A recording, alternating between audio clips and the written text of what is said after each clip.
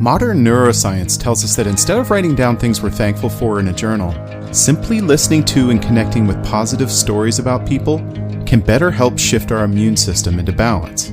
It can help us move from a state of constant anxiety towards motivation. So 3 days a week, I'm sharing stories we can feel good about. Mondays, you'll hear a story from the past to be thankful for. On Wednesdays, I'll tell an inspiring story from the present. And Fridays, you'll head into the weekend with a story to keep you optimistic about our future. Hi, I'm Chris. Welcome to My Good 3.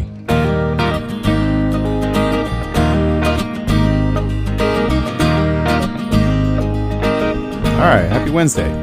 I remember driving on the highway when I was younger, before we had easy passes, and I was stuck in line at a toll booth.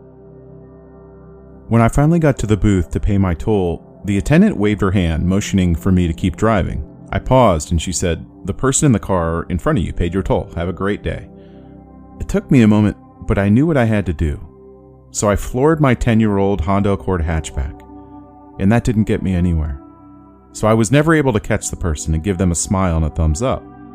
What's funny is, it was 50 cents, probably 25 years ago, and I still haven't forgotten it.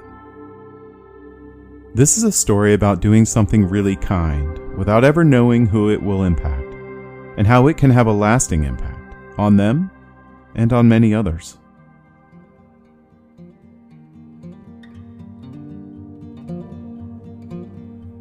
When Emily Worthington, the owner of KC Flower Company in Kansas City, signed up for a local outdoor market called the Fall Chick Event held a few weeks ago, she saw it was a great opportunity to carry out her company's mission of bringing some joy to the community through flowers, and maybe even find a few new customers.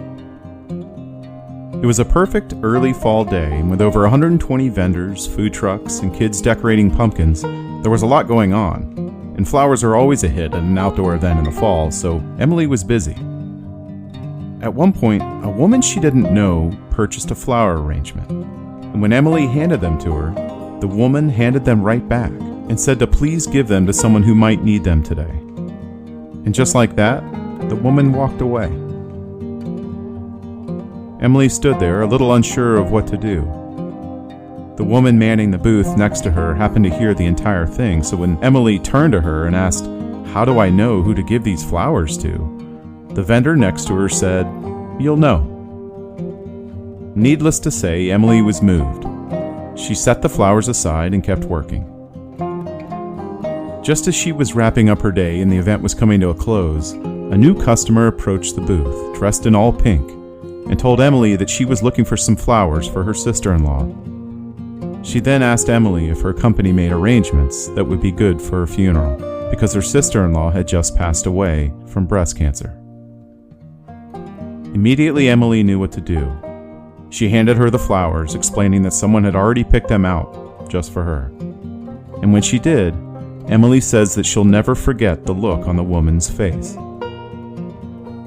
The next day, Emily made a post on KC Flower Company's Instagram page, telling the story and hoping that the story would make it to the woman who bought the flowers. The story spread on Instagram and was shared by several blogs.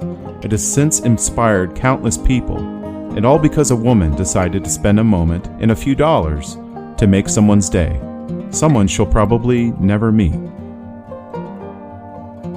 I like several things about this story.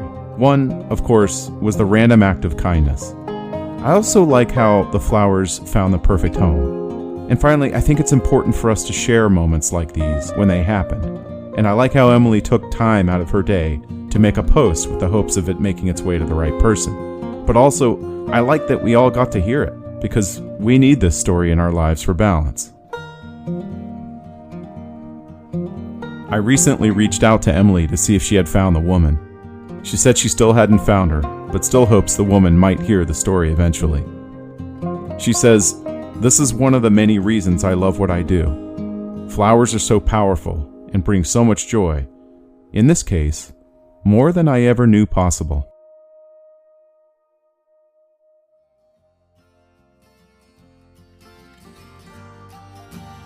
Thank you for listening. I realize this podcast won't be successful without your help. So if you'd like to rate it, or better yet, review it, wherever you get your podcasts, that would really help. And if you're on Instagram, go to @mygood3, THREE, to vote each episode up or down.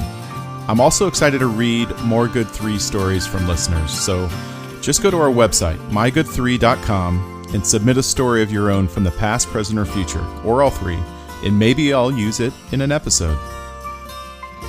Thanks again. Here's to hoping My Good 3 can set the stage for your good week.